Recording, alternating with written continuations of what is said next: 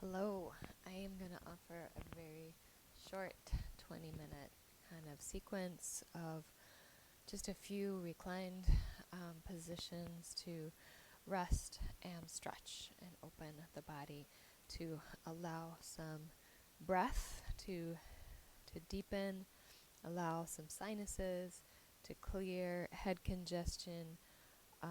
I was really struggling with headache, migraine, running this just tears and a lot of congestion last week and the beginning of this week, and my practice has turned into a deep yin practice, which I wanted to share because I forget myself that the subtlety of one position held for 5 minutes and the magic of relief that can bring when there's pain and congestion and blockage. So I hope to offer that here. What you will need is just a comfortable place to lie on the floor. It doesn't have to be a yoga mat. You don't have to be in yoga clothes. We're not doing anything standing. Any kind of cushions, whether it's from the couch or pillows from the bed. If you're using a pillow, use two because you want enough. Any amount of bolstering is great if you happen to have a yoga block that can be handy just for this first position, but firm pillows are great too, or towels rolled up can also work. We're going to start off with lying on the back and bringing the hips up into a supported bridge pose. So the idea is for there to be some elevation underneath the hips. Here's where you can use a block or a bunch of firm pillows. And you'll automatically start to feel more blood rushing upwards to the head. If you want a little more stretch through the abdomen, you can straighten one leg or the other,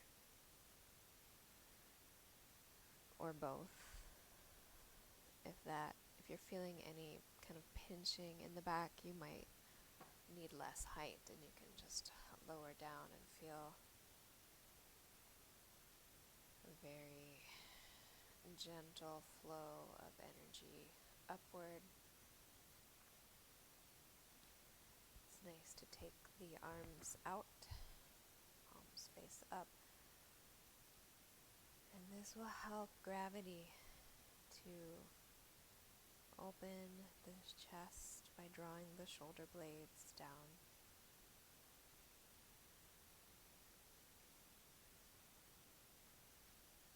Some of the blood rushes from the lower body upwards towards the heart. This is great for helping to quiet the mind and bring states of sleepiness, actually, because when we're slightly upside down, it sends a signal to the body, and there's pressure on the eyeballs to stimulate I think it's the vagus nerve, that helps to quiet the mind and promote sleep or meditation. So I won't necessarily hold the poses as long as I would encourage you to hold here. If you're just doing 1, 2, or 3 poses, and you have time, spend at least 5 minutes in any of these poses, and just noticing how it feels to have that little bit of rush of blood up to the upper extremities, the arms, the shoulders, the head, the neck. And yes, it will build pressure in that area. And again, stretching the legs out, straightening the legs will bring you more into a back bend and open up some of the energy of the hips and the belly.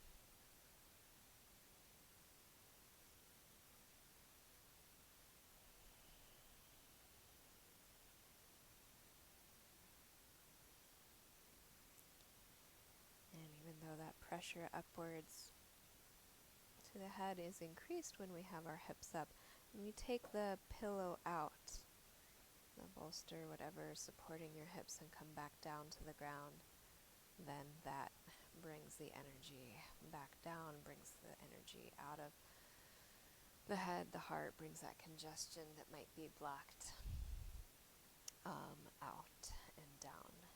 So the next pose that we'll do here is bringing the soles of the feet together, and the knees can be supported by your pillows or by the blocks on both sides. Especially if it's uncomfortable, if this is too uncomfortable or pulling at all, and it might be more comfortable to cross the legs, let the knees come down. It's nice when the knees are supported, the legs don't have to be held up, but they can open out. Again, the palms can open upward, the shoulders can rest downward. And here you can go into a simple breath pattern of counting the breath, inhaling to a count of 3, holding for 1 count or for 3 counts, and then exhaling to a count of 3, and holding at the bottom of your exhale for 1, 2, 3. Breathing in, 2, 3, hold, 2, 3, and breathing out for 3, and holding the breath out.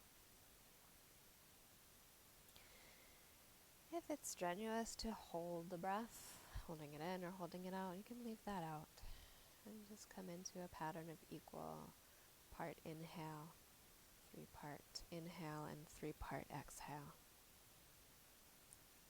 This helps to direct our attention in the pose. You can also bring attention or bring your hands to massage hips or any area where you're feeling the sensation.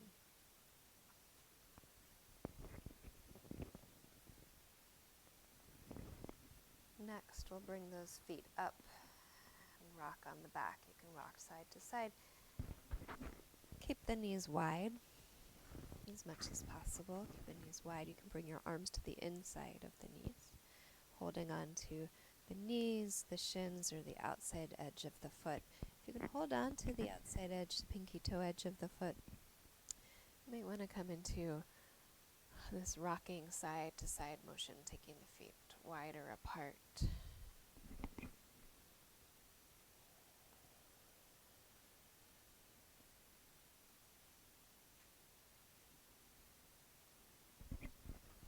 And again, settling the feet down.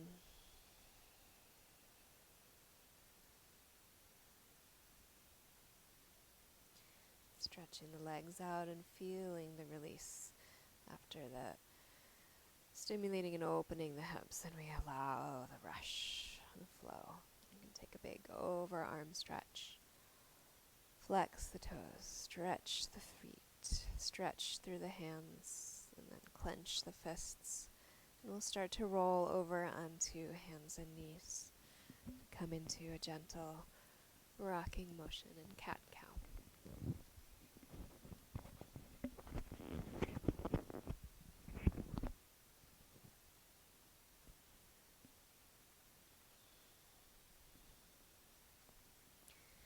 So from hands and knees, just for a moment, doing a little bit of tucking the head and tucking the tail, rounding the back, and then lifting the tail, lifting the head, arching the back so that we can get some movement up and down the spine. You can continue that as long as possible. I like to rest the head down. Again, you can use your pillow. Rest down on elbows, rest the head down. Here we are again in a little bit of that hanging upside down, getting circulation upwards towards the heart, towards the head, and folding into child's pose. Perhaps the hips can rest further back, or you can rest the hips on the pillow and the head on another pillow, or anything that is comfortable here. And this is just to bring a nice roundedness, arch, and breathfulness to the back body, to the spine, to stay here. If it feels good to do so, you can stretch the arms out as well.